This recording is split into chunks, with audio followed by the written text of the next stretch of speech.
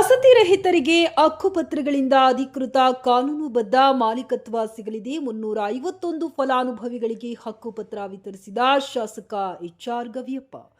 ವಿಜಯನಗರ, ತಾಂಡಾ, ಹಾಡಿ ಮತ್ತು ನಗರದ ಸ್ಲಂಗಳಂತಹ ಕೊಳಗೇರಿ ಪ್ರದೇಶದಲ್ಲಿ ದಶಕಗಳಿಂದ ವಾಸಿಸುತ್ತಿದ್ದ ದಾಖಲೆಗಳಿಲ್ಲದವರಿಗೆ ಸರ್ಕಾರದಿಂದ ಮನೆ ಹಕ್ಕುಪತ್ರ ನೀಡುವ ಮೂಲಕ ಕಾನೂನುಬದ್ಧ ಮಾಲೀಕತ್ವ ದೊರಕಿಸಿಕೊಡಲಾಗಿದೆ ಎಂದು ಶಾಸಕ ಎಚ್.ಆರ್. ಗವಿಯಪ್ಪ ಹೇಳಿದರು. ನಗರದ ಜಿಲ್ಲಾ ಒಳ ಕ್ರೀಡಾಂಗಣದಲ್ಲಿ ವಸತಿ ಇಲಾಖೆ, ಕರ್ನಾಟಕ ಕೊಳಗೇರಿ ಅಭಿವೃದ್ಧಿ ಮಂಡಳಿ ಉಪವಿಭಾಗ ಬಳ್ಳಾರಿ ವತಿಯಿಂದ ಏರ್ಪಡಿಸಿದ್ದ ಹಕ್ಕುಪತ್ರ ವಿತರಿಸುವ ಕಾರ್ಯಕ್ರಮದಲ್ಲಿ ಫಲಾನುಭವಿಗಳಿಗೆ ಹಕ್ಕುಪತ್ರ ವಿತರಿಸಿ ಅವರು ಸೋಮವಾರ ಮಾತನಾಡಿದರು. ಹಕ್ಕುಪತ್ರಗಳ ವಿತರಣೆಯ ಮೂಲಕ ವಸತಿ ರಹಿತ ನಿವಾಸಿಗಳಿಗೆ ಅಧಿಕೃತ ಮಾಲೀಕತ್ವ ಕಲ್ಪಿಸಲು ಸರ್ಕಾರದಿಂದ ದಿಟ್ಟ ಕ್ರಮ ವಹಿಸಿದೆ.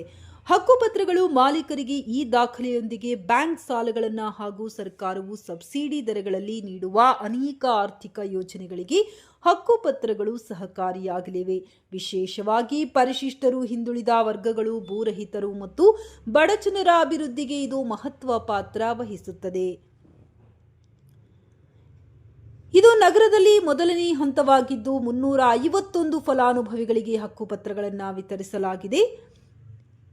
ಮುಂದೆ ಹಂತ ಹಂತವಾಗಿ ಇನ್ನುಳಿದ ಫಲಾನುಭವಿಗಳಿಗೆ ಹಕ್ಕುಪತ್ರಗಳನ್ನು ವಿತರಿಸಲಾಗುವುದೆಂದರು. ಕಾರ್ಯಕ್ರಮದಲ್ಲಿ ಹೊಸಪೇಟೆ ನಗರಾಭಿವೃದ್ಧಿ ಪ್ರಾಧಿಕಾರದ ಅಧ್ಯಕ್ಷ ಎಚ್.ಎನ್.ಎಫ್. ಇಮಾಮ್ ನಿಯಾಜಿ, ನಗರಸಭೆ ಅಧ್ಯಕ್ಷ ರೂಪೇಶ್ ಕುಮಾರ್, ಸಹಾಯಕ ಆಯುಕ್ತ ಪಿ. ವಿವೇಕಾನಂದ, ತಹಶೀಲ್ದಾರ್ ಎಂ. ಶ್ರುತಿ, ನಗರಾಭಿವೃದ್ಧಿ ಕೋಶ ಯೋಜನಾ ನಿರ್ದೇಶಕ ಮನೋಹರ್ ಸೇರಿದಂತೆ ಪೌರಾಯುಕ್ತ ಶಿವಕುಮಾರ್ ಗುಡಿ, ಕೊಳಗೇರಿ ಅಭಿವೃದ್ಧಿ ಮಂಡಳಿಯ ಎಇಇ ವಿ. ತಿಮ್ಮಣ್ಣ ಉಪಸ್ಥಿತರಿದ್ದರು.